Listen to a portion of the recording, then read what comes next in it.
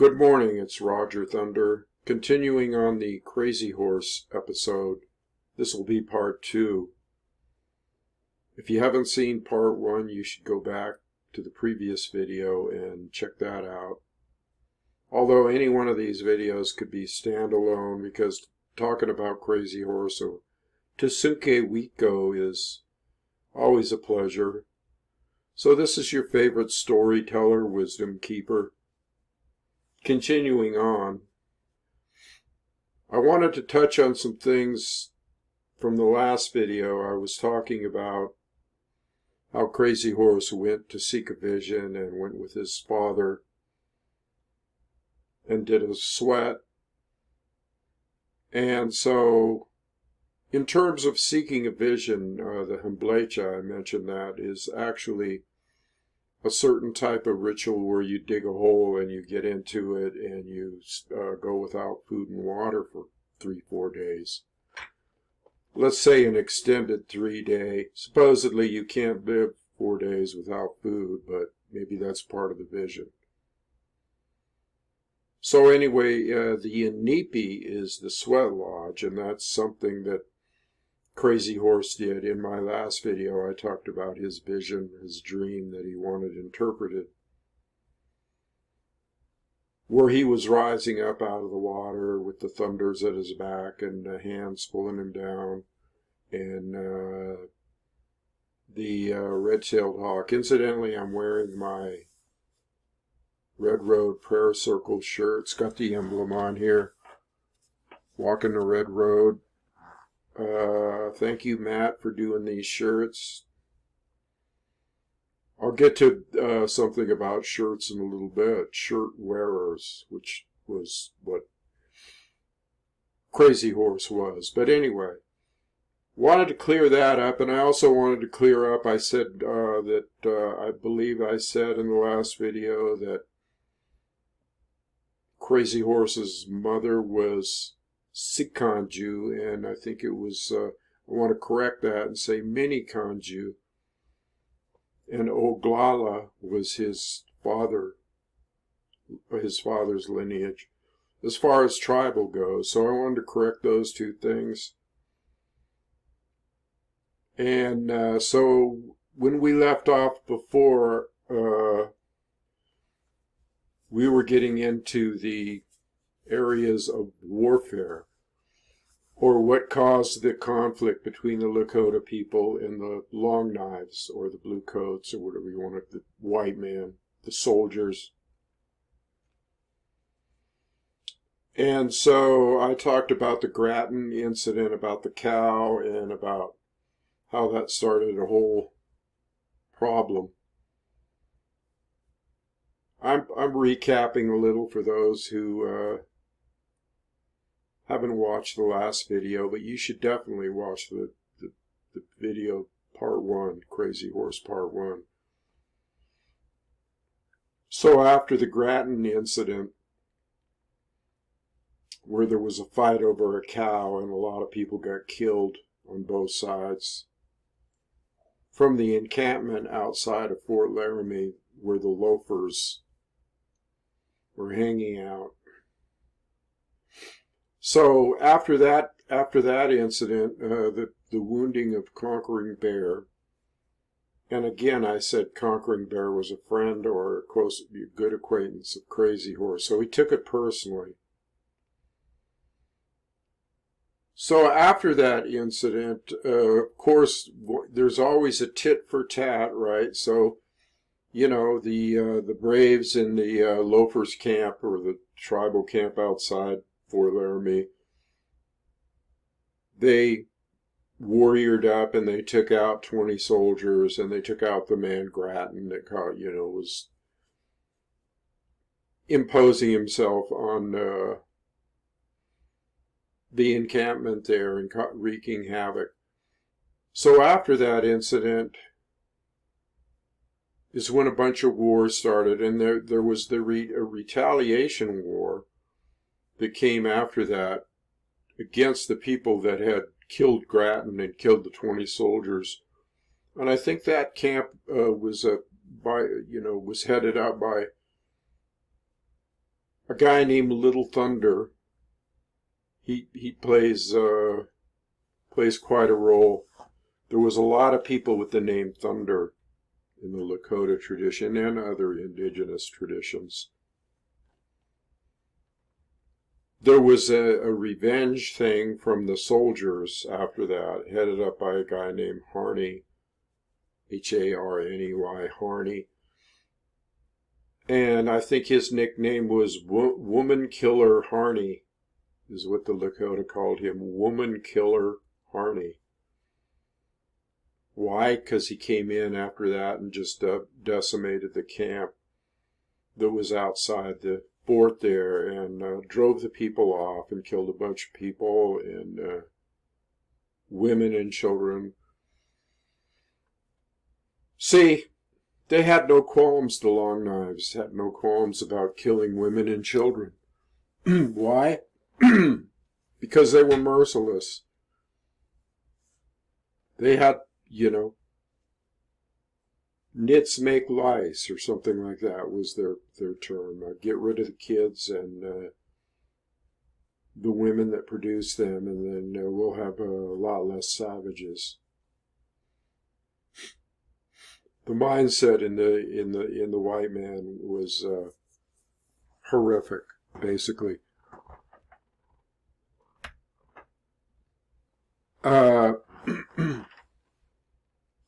So after that, there were other wars. But before I get to the other wars, I'm going to jump around here, and I'm going to go back to focusing on the personal life of Tsunke Wheatgo, or Crazy Horse, or Gigi, or Gigi Kin, or Curly. All of those names apply to him. Gigi Kin and Curly being the earlier years before he took on the name of Crazy Horse from his father.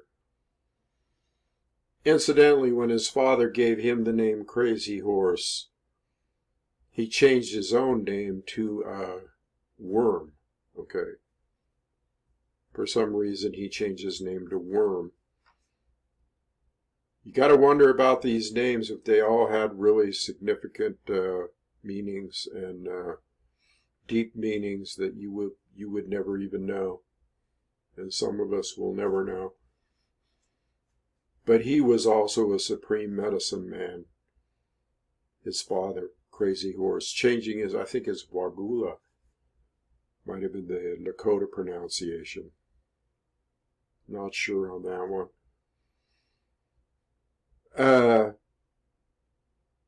So yeah, let's jump to the personal romantic life. This is always interesting. I always love this one. The romantic life of Crazy Horse. He fell in love with a woman called Black Buffalo Robe woman.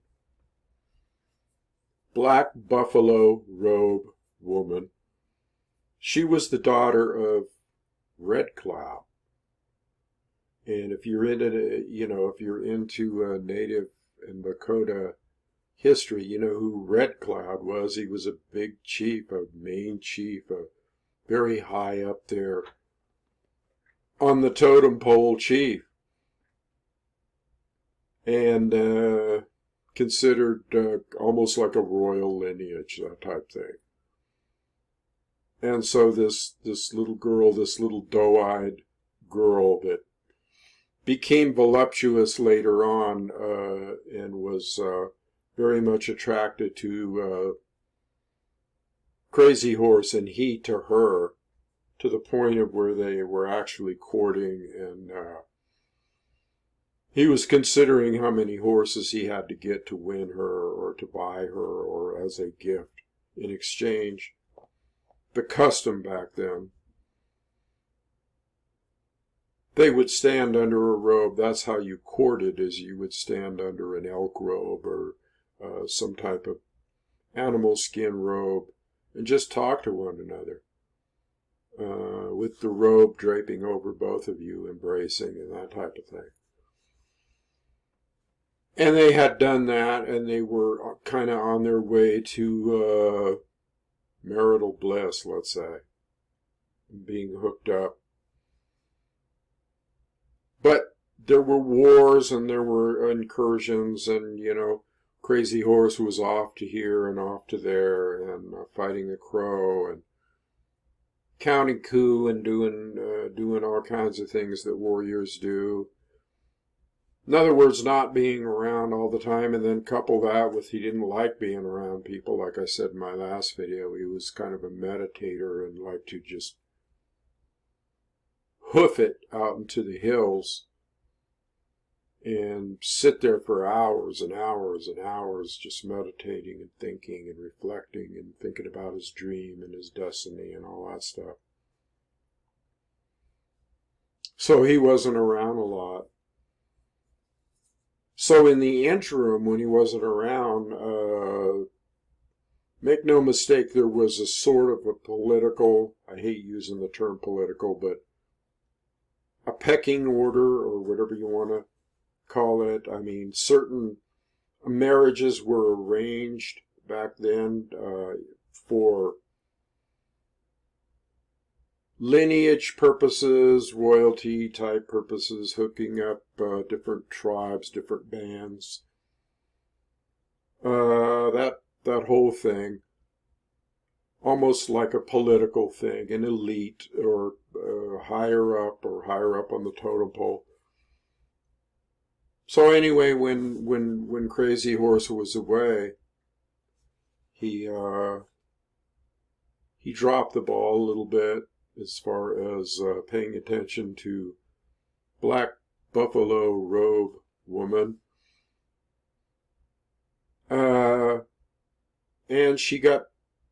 there was an arrangement that was made with another guy, another brave, for marriage. I mean, you know, Crazy Horse didn't know anything about this till he came back from a raid one time. And so that marriage took place, and that marriage was with a person, a brave, called No Water. And when he got back from the raid, he found out that the love of his life was married. And he got sad. He got real sad, and he also got angry.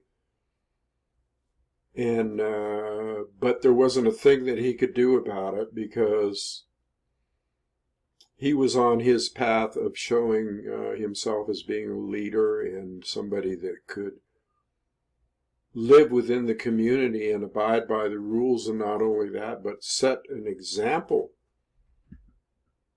He felt that he had to set an example. Now, why would you need to set an example? Well, somewhere in that arena in there, when he was growing up and he was coming into contact with his enemy, the crows, and going off on those excursions and going off to the fort and just dealing with all kinds of things, somewhere in that area in there, the Lakota decided to reestablish a tradition of the shirt wearer. The shirt wearer. What is a shirt wearer?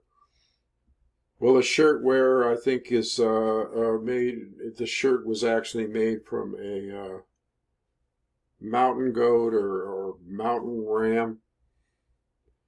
The goat, it was a beautiful shirt. And it was, an animal skin, colors all over it. But what was the shirt? Well, the shirt indicated a leader, like a chief, like a very elite, I hate using the word elite, respected, honored leadership, all that type of stuff. And usually that was given to people like Red Cloud and people like other chiefs. But here's the funny thing. Somebody like Crazy Horse that wasn't from necessarily, let's say, a royalty type Lakota high up their family, was such a leader. He showed himself to be such a leader and such a warrior, and people respected him so much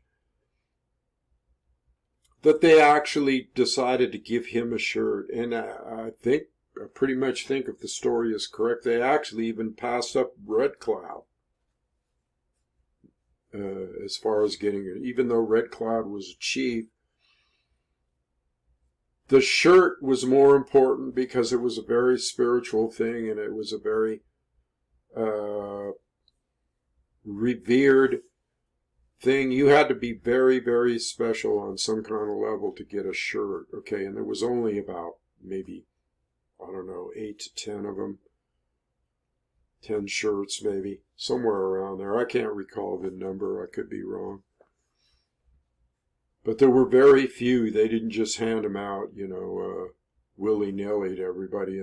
It was a very revered, sacred is the word I'm looking for. It was a very sacred thing, very spiritual thing. So Crazy Horse became a shirt wearer during this whole time of his courtship and then his rejection and all this. And sometimes I wonder if that rejection from the Red Cloud clan there might not have been connected with the fact they didn't get a shirt and Crazy Horse did. You don't know, see. But there was problems in the Lakota. I always tell it like it is. It's not everything is always squeaky clean or perfect, or the perfect Indian or the perfect red man or whatever. They had their battles, and they had their egos, and they had their politics of sorts, and they had their ego trippers, people wanting a name for themselves, wanting to be looked up to. So there were two kinds of people: the ones that just felt that they should be looked up to, or that kind of were egotistical, and then there were the kind like Crazy Horse that didn't even want to be looked up to. Actually, he said at various times that he would rather not take the load. He would rather not be an example. He would rather not be worried about anything like that. He was, again, he liked to go out in the hills, be by himself. He was a loner. He was a lone wolf. He was a reluctant messiah, sort of, if you want to look at it that way. He was kind of, like in Richard Bach's book, The Reluctant Messiah. He was kind of a reluctant messiah. It's like, I don't know about this. There's a lot of responsibility here. I just like being by myself. I just like being a spiritual man, a contrary man, a thunder dreamer, a heyoka. And I don't know if I want to be around a bunch of people, but he realized his higher calling, his higher purpose. He realized that people looked up to him. He realized that he was a good warrior and a good example. And so he took the mantle. He took the mantle of the shirt wearer and the leader and the spiritual. Actually, I consider him a spiritual master, a medicine man. Now, he wasn't labeled a medicine man, but he was a medicine man. He was a shaman to the nth degree. But that's another thing. I mean, that was a lineage too from his father, passed down. I mean, you don't hang around, get raised by a medicine man or a high spiritual Wakasa Wakan and have it not rub off on you or you be a part of it. That's just who he was. So, as we progress on here, and I will jump around, I will jump forwards and backwards. If I forget something, I'll rehash it or I'll go back and talk about it. But that's what storytelling's all about. It's all just a puzzle. If you like hearing these stories, please comment in there. I'm going to just continue on doing these kind of Lakota stories and stories of the indigenous people, the people of this land. different warriors and just wisdom keeping in general in the Lakota, the indigenous tradition, or in the indigenous tradition, just doing that. So let's continue on there. This is getting juicy with Black Buffalo Robe Woman. Let's continue on in his life. So he ended up to where he finally accepted, that he wasn't going to marry her. So he ended up marrying another woman called Black Shawl Woman. For some reason, he must have gravitated towards black. The color black, just in those names alone, me trying to picture those two women, Black Buffalo Robe and Black Shawl, they had to be deep. They would have had to been deep to even be with Crazy Horse. He definitely liked the at least name-wise anyway, the dark colors, the black, all right? Kind of makes you wonder, would have loved to have been a fly on the wall, So,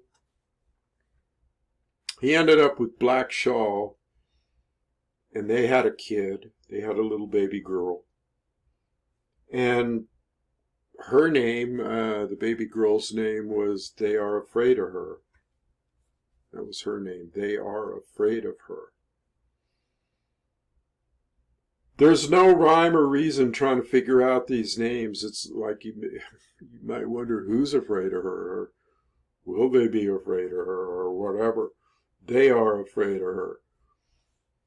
You gotta see how deep this is, really, with these names, Lakota tradition and the spirituality and the shamanship and the whole ball of wax here. You got to see how deep it is. Just the names, all right? And the meanings and the outcomes and all this stuff. So anyway, continuing on with the romantic part of Tasuke Wiko. His horse is crazy.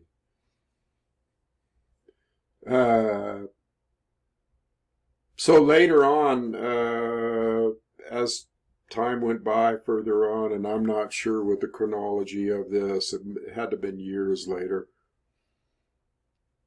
For some reason, Crazy Horse was at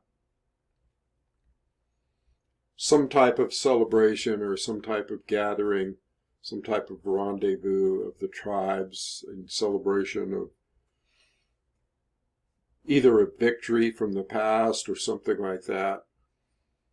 And he ran into Black Buffalo Robe Woman again. Only this time they were growing up, and I think she had a kid or two, and he had a kid. But that feeling that they had together, that twin soul, that twin flame, that double soul or soulmate or whatever you want to call it, that feeling that they had at the very beginning was still there. And they couldn't deny it. They just, as soon as their eyes locked, they knew it. Something like that never goes away. I don't care how hard you try. If you have a twin soul or a soul, twin flame or something of that nature, you may be together with them for a little while and then you may split up, but you never really split up. It never is really split. It's never really over. It's an eternity thing, okay? It's a walk in eternity, on the journey in eternity. And so they hooked up and they actually went off, I think they went off on a hunt or something together. They just went out together and they ended up taking off, just putting it all behind them. And Crazy Horse took off with Black Buffalo Robe Woman and went out on some mountain somewhere or somebody's lodge or teepee. out in, let's say everything was backcountry, but just out in a remote place there. And they were sitting around that night. I guess they were having fun, partying or whatever they do. And out of nowhere, all of a sudden, No Water, okay, her husband, No Water, found out that she ran off with Crazy Horse, okay. And see, if you wanted to get a divorce back then, all you had to do was just put your husband's clothes or whatever outside the teepee, and that was it, saying, this is it, it's over. The husband could do the same thing. But there was a little ritual involved where you had to either give back some belongings or put the clothes outside the teepee or something of that nature. There was a ritual that indicated that, yes, I'm asking for a divorce. And there was no, you can't do this, or there was no religious stigma or situations or dogma surrounding it. It was just, that's it, it's over and goodbye. And, you moved on. But she hadn't done that. She hadn't done a formal, putting the clothes outside for No Water or whatever, or informing anybody or anything. She just ran off, which is a little bit different story. And as far as Crazy Horse's wife, Black Shawl, you were allowed to have more than one wife if you wanted, if you were a Lakota warrior, and the arrangements were made, you could have more than one wife. And in matter of fact, later on in life, Crazy Horse did have more than one wife. I think his father did as well.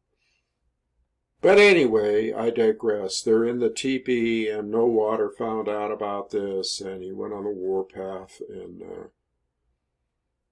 made tracks for the teepee, found out where it was, and had a pistol with him, and broke into the teepee and saw, his wife and Crazy Horse there, raised up the pistol, and I forget somebody else was with him. It was either Little Hawk, his brother, or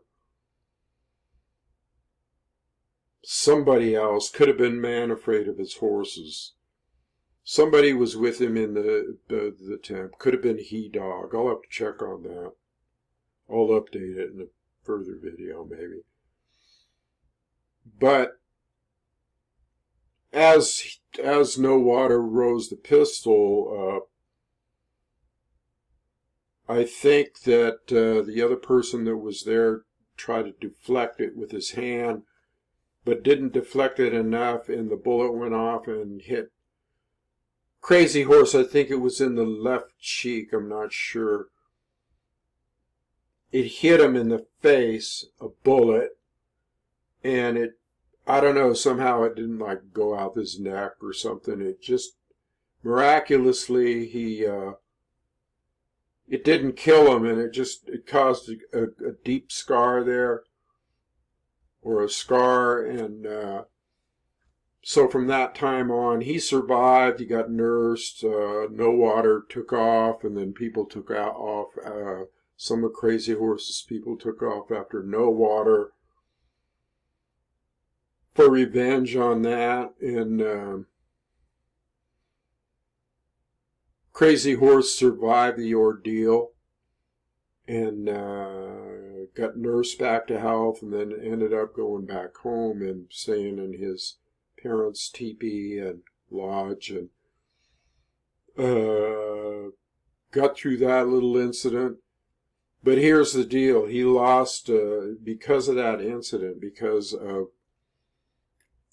making a mistake, let's say, being imperfect, being a man that was in love and whatever, because he didn't set the right example as he should have, which he didn't want to do anyway, but because he failed in that regard, they took his shirt away. He was a shirt wearer, very sacred, and they took back the shirt. And I don't know who they gave it to, but it might have been Red Cloud, I'm not sure. But they did take his shirt back, and man, that lends a whole new meaning to he lost his shirt, doesn't it? You've heard of that term, he lost his shirt. And I'm thinking, wow, I wonder if it came from that. Because you never know, you know, some of these sayings in the Old West and further back sometimes came from stuff like this, you know.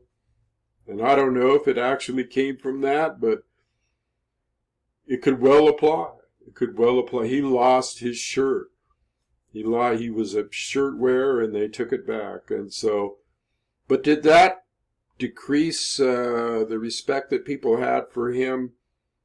Not a bit. I mean, they still looked at him as a supreme warrior, a leader.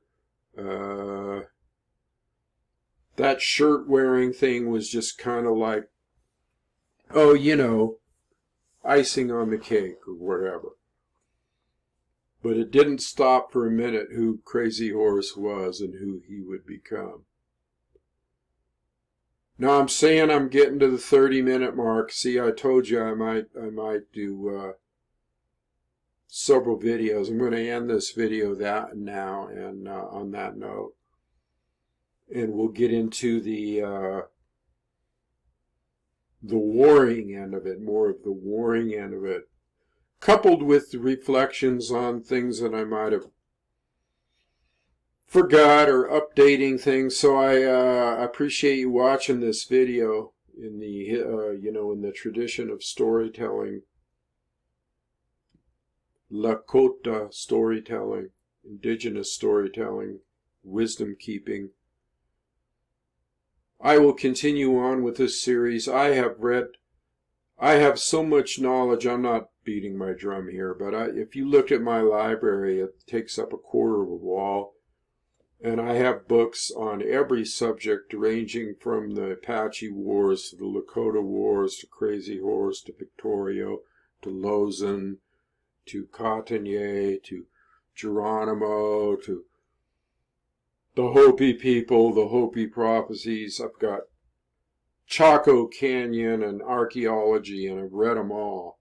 I've read hundreds of books. So I am well equipped to do some storytelling in this regard. I consider that probably got to, you know, if you took me to, if you ran it through some school board or something, I probably got a PhD in this stuff. But I'd rather have a storytelling HD. That's who I am. So I'm going to leave it there, and I'm going to end this video, and go to spiritofcrazyhorse.com if you want to contribute. If you like these videos, if anything resonates with you, consider supporting the channel and liking it and subscribing and all that stuff. And I just do this stuff because I like it. You know, in storytelling, there is a great healing. And don't think that I'm not going to connect all this stuff up, as I always do, and maybe even apply it to modern day times and the things that are going on in the world today. But you have to know the story, you know, of the spirit and the person of Crazy Horse. If you call yourself a Lakota, or if you call yourself an Indian lover, or if you call yourself a person that appreciates tribal ways, there is no way that you should be able to neglect this kind of information and this kind of, you know, imparting of wisdom through stories. So I'll leave it there today. This is Thunder Wakia saying Wopila, thank you, and until I see you again, aho.